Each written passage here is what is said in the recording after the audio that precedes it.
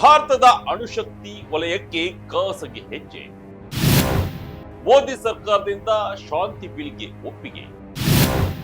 ಅಂಬಾನಿ ಅದಾನಿ ಎಂಟ್ರಿಗೆ line clear.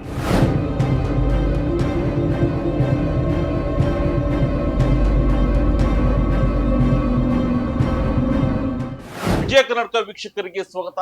ನಾನು ಶಂಕರ್ನ ಹೆತ್ತು. ವೀಕ್ಷಕರೇ, ಭಾರತದ ಇಂಧನ ವಲಯದಲ್ಲಿ ಶುಕ್ರವಾರ ಒಂದು ಐತಿಹಾಸಿಕ ಘಟನೆ ನಡೆದಿದೆ.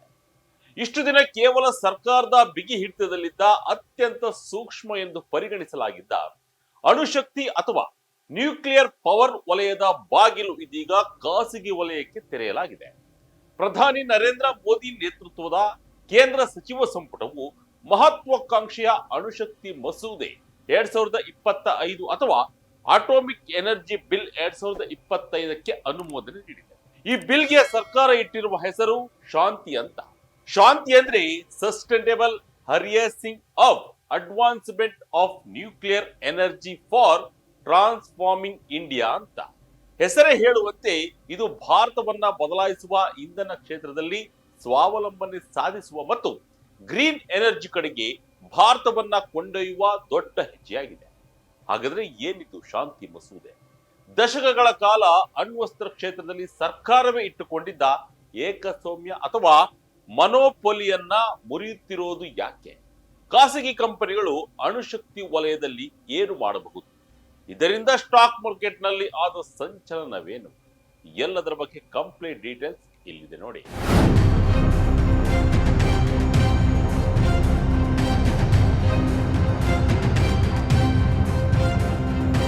ಶಾಂತಿ ಬಿಲ್ಗೆ ಮೋದಿ ನೇತೃತ್ವದ ಸಚಿವ ಸಂಪುಟ ಶುಕ್ರವಾರ ಅನುಮೋದನೆ ನೀಡಿದೆ.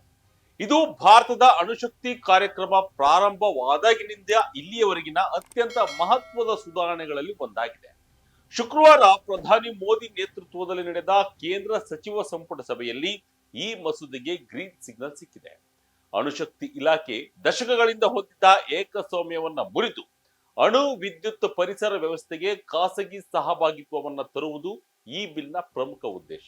ಅಂದರೆ ಇಷ್ಟು ದಿನ ಯುರೇನಿಯಂ ಕಲ್ಲುಗಳನ್ನ ಹುಡುಕುವುದರಿಂದ ಹಿಡಿದು ರಿಯಾಕ್ಟರ್ಗಳನ್ನ ನಡೆಸುವುದು, ವಿದ್ಯುತ್ ಉತ್ಪಾದನೆ ಮಾಡುವುದು ಎಲ್ಲವೂ ಸರ್ಕಾರದ ಕೆಲಸವಾಗಿತ್ತು. ಆದರೆ ಇನ್ಮುಂದೆ ಕೆಲಸಗಳಲ್ಲಿ ಟಾಟಾ, ರಿಲಯನ್ಸ್, ಅದಾನಿ ಅಥವಾ LNT ಯಂತಹ ಖಾಸಗಿ ಕಂಪನಿಗಳು ಕೂಡ ಕೈ ಜೋಡಿಸಬಹುದಾಗಿದೆ. ಏನಿದು ಹೊಸ ಶಾಂತಿ ಅಣ್ವಸ್ತ್ರ ಮಸೂದೆ? ಖಾಸಗಿಯವರಿಗೆ ಎಲ್ಲೆಲ್ಲಿ ಅವಕಾಶ ಸಿಗಲಿದೆ?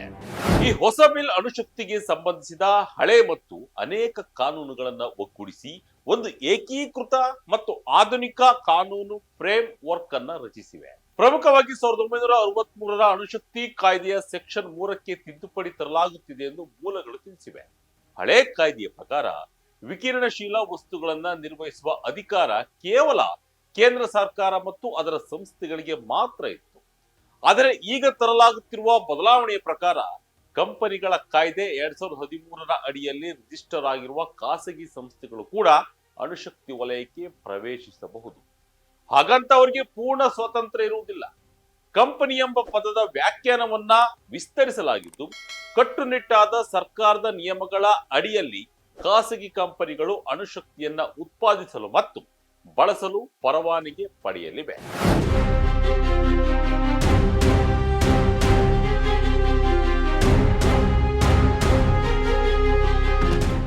ಇನ್ನು ಖಾಸಗಿ ವಲಯಕ್ಕೆ ಯಾವೆಲ್ಲ ಕ್ಷೇತ್ರಗಳಲ್ಲಿ ಅವಕಾಶ ಸಿಗಲಿದೆ ಎಂಬುದು ಕುತೂಹಲದ ವಿಷಯ.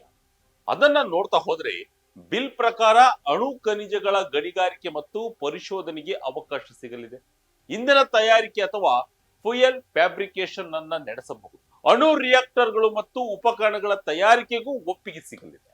ಇನ್ನು ಸರ್ಕಾರದ ಮೇಲ್ವಿಚಾರಣೆಯಲ್ಲಿ ವಿದ್ಯುತ್ ಸ್ಥಾವರಗಳ ಕಾರ್ಯಾಚರಣೆಯಲ್ಲೂ ಅಂದ್ರೆ ನ್ಯೂಕ್ಲಿಯರ್ ಪ್ಲಾಂಟ್ ಆಪರೇಷನ್ ನಲ್ಲೂ ಖಾಸಗಿಯವರು ಭಾಗವಹಿಸಬಹುದು. ಆದರೆ ಸೂಕ್ಷ್ಮ ತಂತ್ರಜ್ಞಾನಗಳು ಮತ್ತು ರಾಷ್ಟ್ರೀಯ ಭದ್ರತೆಗೆ ಸಂಬಂಧಿಸಿದ ಕೆಲವು ಚಟುವಟಿಕೆಗಳ ಮೇಲೆ ಸರ್ಕಾರವೇ ಸಂಪೂರ್ಣ ನಿಯಂತ್ರಣವನ್ನ ಹೊಂದಿರುತ್ತದೆ. ಇದರಲ್ಲಿ ಯಾವುದೇ ರಾಜಿ ಇಲ್ಲ. ಭಾರತಕ್ಕೆ ಈ ಬದಲಾವಣೆ ಯಾಕೆ ಬೇಕು? 2047ರ ಗುರಿ ಮುಟ್ಟಲು ಹಣ ಸಾಲುತ್ತಿಲ್ಲವೇ? ಇನ್ನು ಸರ್ಕಾರ ಇಷ್ಟೊಂದು ದೊಡ್ಡ ರಿಸ್ಕ್ ತೆಗೆದುಕೊಂಡು ಪ್ರೈವೇಟ್ ಕಂಪನಿಗಳನ್ನ ಕರೆಯಲು ಪ್ರಮುಖ ಕಾರಣವಿದೆ. ಅದೇ ಭಾರತದ ಮಹತ್ವಾಕಾಂಕ್ಷೆಯ ಟಾರ್ಗೆಟ್ 2047ರ ವೇಳೆಗೆ ಭಾರತವು ಅಣುಶಕ್ತಿಯ ಮೂಲಕ ಬರೋಬ್ಬರಿ 100 ಗಿಗಾವ್ಯಾಟ್ ವಿದ್ಯುತ್ ಉತ್ಪಾದಿಸುವ ಗುರಿ ಹೊಂದಿದೆ. ಸದ್ಯದ ಮಟ್ಟಕ್ಕೆ ಹೋಲಿಸಿದರೆ ಇದು ಸುಮಾರು 10 ಪಟ್ಟು ಹೆಚ್ಚು. ಈ ಗುರಿಯನ್ನ ಮುಟ್ಟಬೇಕಾದ್ರೆ ಭಾರೀ ಪ್ರಮಾಣದ ಬಂಡವಾಳ, ಅತ್ಯಾಧುನಿಕ ತಂತ್ರಜ್ಞಾನ ಮತ್ತು ತ್ವರಿತಗತಿಯಲ್ಲಿ ಪ್ರಾಜೆಕ್ಟ್ಗಳನ್ನು ಮುಗಿಸುವ ಅಗತ್ಯವಿದೆ. ಇಷ್ಟು ದೊಡ್ಡ ಮೊತ್ತದ ಹಣವನ್ನ ಕೇವಲ ಸರ್ಕಾರದ ಬಜೆಟ್ನಿಂದ ಭರಿಸಲು ಸಾಧ್ಯವಿಲ್ಲ ಎಂದು ಪಾಲಿಸಿ ಮೇಕರ್ಸ್ ಅಭಿಪ್ರಾಯಪಟ್ಟಿದ್ದಾರೆ. ಹೀಗಾಗಿಯೇ ಖಾಸಗಿ ಬಂಡವಾಳವನ್ನ ಆಕರ್ಷಿಸಲು ಆ ನಿರ್ಧಾರ ತೆಗೆದುಕೊಳ್ಳಲಾಗಿದೆ. ಅಲ್ಲದೆ ಪಳೆಯುವಿಕೆ ಇಂಧನಗಳ ಮೇಲಿನ ಅವಲಂಬನೆಯನ್ನ ಕಡಿಮೆ ಮಾಡಿ ಗ್ರೀನ್ ಎನರ್ಜಿ ಕಡೆಗೆ ಸಾಗಲು ಅಣುಶಕ್ತಿ ಒಂದು ಪ್ರಮುಖ ಅಸ್ತ್ರವಾಗಿದೆ. ಭಯ ಹೋಗಲಾಡಿಸುತ್ತೆ ಹೊಣೆಗಾರಿಕೆಯ ಸೂತ್ರ. ವಿಮೆ, ಸರ್ಕಾರದ ಗ್ಯಾರಂಟಿ ಹೇಗಿರಲಿದೆ? ಇಲ್ಲಿಯವರೆಗೂ ವಿದೇಶಿ ಮತ್ತು ದೇಶಿ ಪ್ರೈವೇಟ್ ಕಂಪನಿಗಳು ಅಣುಶಕ್ತಿ ವಲಯಕ್ಕೆ ಬರಲು ಹೆದರುತ್ತಿದ್ದ ಮುಖ್ಯ ಕಾರಣವೇ ಹೊಣೆಗಾರಿಕೆಯ ಅಂಶಕ್ಕೆ. ಹಳೆಯ civil liability for nuclear damage act ಪ್ರಕಾರ ಏನಾದರೂ ಅನಾಹುತ ನಡೆದರೆ ಸರಬರಾಜುದಾರರ ಮೇಲೆ ಭಾರಿ ಹೊಣೆಗಾರಿಕೆ ಮತ್ತು ಅಸ್ಪಷ್ಟ ನಿಯಮಗಳಿದ್ದವು. ಇದು ಹೂಡಿಕೆದಾರರನ್ನ ಅಣ್ವಸ್ತ್ರ ಕ್ಷೇತ್ರದಿಂದ ದೂರವಿಟ್ಟಿತ್ತು. ಆದರೆ ಶಾಂತಿ ಮಸೂದೆಯಲ್ಲಿ ಇದಕ್ಕೆ ಪರಿಹಾರವನ್ನು ನೀಡಲಾಗಿದೆ. ಹೊಣೆಗಾರಿಕೆಯ ಜವಾಬ್ದಾರಿಗಳನ್ನ ಸ್ಪಷ್ಟವಾಗಿ ಡಿವೈಡ್ ಮಾಡಲಾಗ್ತಿದೆ. ವಿಮೆ ಆಧಾರಿತ ಹೊಣೆಗಾರಿಕೆಯ ಮಿತಿಗಳನ್ನ ಪರಿಚಯಿಸಲಾಗ್ತಾ ಇದೆ. ಒಂದು ನಿರ್ದಿಷ್ಟ ಮಿತಿಯ ನಂತರ ಸರ್ಕಾರವೇ ಬೆಂಬಲ ನೀಡಲಿದೆ. ಪ್ರಸ್ತುತ ಆಪರೇಟರ್ಗಳ ಹೊಣೆಗಾರಿಕೆ ಮಿತಿ ಮತ್ತು ಸರ್ಕಾರದ ಹೊಣೆಗಾರಿಕೆ ಮಿತಿಯಾದ 300 ಮಿಲಿಯನ್ STR ಅನ್ನ ಮರುಪರಿಶೀಲಿಸಿ ಹೂಡಿಕೆದಾರರಿಗೆ ಧೈರ್ಯ ತುಂಬುವ ಕೆಲಸವನ್ನ ಕೇಂದ್ರ ಸರ್ಕಾರ ಮಾಡಲಿದೆ. ಇದು ಅಂತಾರಾಷ್ಟ್ರೀಯ ಮಾನದಂಡಗಳಿಗೆ ಹತ್ತಿರವಾಗಿರುತ್ತದೆ. ಹೊಸ ಸಂಸ್ಥೆಗಳು, ಹೊಸ ನಿಯಮಗಳು. ಸುರಕ್ಷತೆಗಾಗಿ ಪ್ರತ್ಯೇಕ ಪ್ರಾಧಿಕಾರ ರಚನೆ. ಕೇವಲ ಪ್ರೈವೇಟ್ನವರಿಗೆ ಮಣೆ ಹಾಕೋದು ಮಾತ್ರವಲ್ಲ, ಸುರಕ್ಷತೆಯ ವಿಷಯದಲ್ಲೂ ಸರ್ಕಾರ ರಾಜಿ ಮಾಡಿಕೊಂಡಿಲ್ಲ. ಈ ಬಿಲ್ನ ಅಡಿಯಲ್ಲಿ ಪ್ರಮುಖ ಸಾಂಸ್ಥಿಕ ಸುಧಾರಣೆಗಳನ್ನ ತರಲಾಗ್ತಾ ಇದೆ. ಪ್ರಮುಖವಾಗಿ ಸ್ವತಂತ್ರ ಅಣು ಸುರಕ್ಷತಾ ಪ್ರಾಧಿಕಾರವನ್ನ ರಚಿಸಲಾಗುತ್ತಿದ್ದು, ಇದು ಜಾಗತಿಕ ಮಾನದಂಡಗಳಿಗೆ ಅನುಗುಣವಾಗಿದೆ. ಪಾರದರ್ಶಕತೆ ಮತ್ತು ಸುರಕ್ಷತೆಯನ್ನ ನೋಡಿಕೊಳ್ಳಲಿದೆ. ವಿವಾದಗಳು ಮತ್ತು ಹೊಣೆಗಾರಿಕೆಯ ವಿಷಯಗಳನ್ನ ತ್ವರಿತವಾಗಿ ಇತ್ಯರ್ಥಪಡಿಸಲು ಒಂದು ವಿಶೇಷ ನ್ಯಾಯಮಂಡಳಿಯನ್ನ ರಚಿಸಲಾಗುವುದು. ಇದು ಹೂಡಿಕೆದಾರರಿಗೆ ಕಾನೂನು ಹೋರಾಟದ ಭಯವನ್ನ ಕಡಿಮೆ ಮಾಡಲಿದೆ.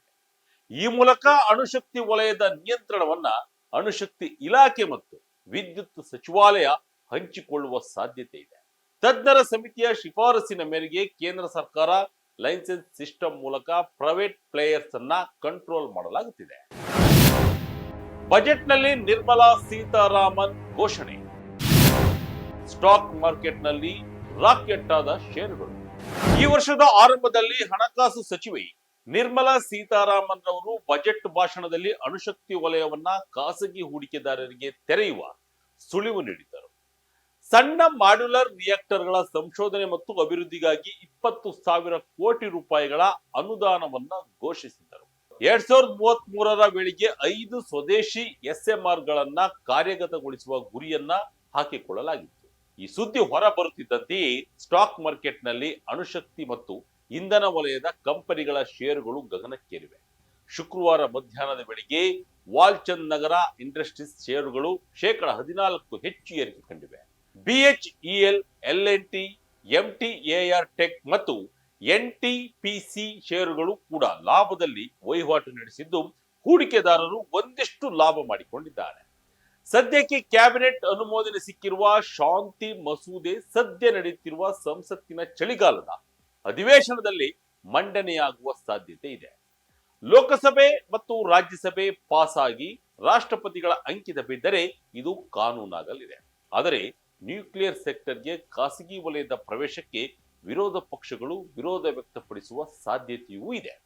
ಸುರಕ್ಷತೆ ಮತ್ತು ಹೊಣೆಗಾರಿಕೆಯ ವಿಷಯದಲ್ಲಿ ಚರ್ಚೆಗಳು ನಡೆಯಬಹುದು. ಹೀಗಾಗಿ ಕಾನೂನಾಗಿ ಜಾರಿಯಾಗಲು ಇನ್ನು ಕೆಲವು ವಾರಗಳು ಅಥವಾ ತಿಂಗಳುಗಳು ಬೇಕಾಗಬಹುದು ಎನ್ನಲಾಗಿದೆ.